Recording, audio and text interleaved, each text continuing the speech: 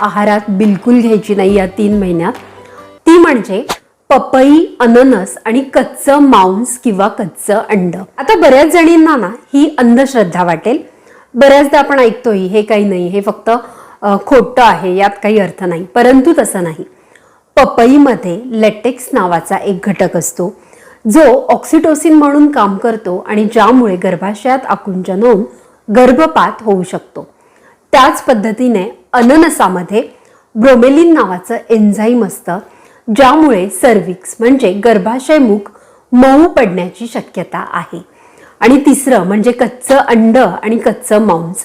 याच्यामध्ये लिस्टेरिया किंवा साल्मोनेला नावाचे जीवाणू, विषाणू असतात जे नाळेद्वारे थेट बाळापर्यंत पोहोचण्याची दाट शक्यता आहे.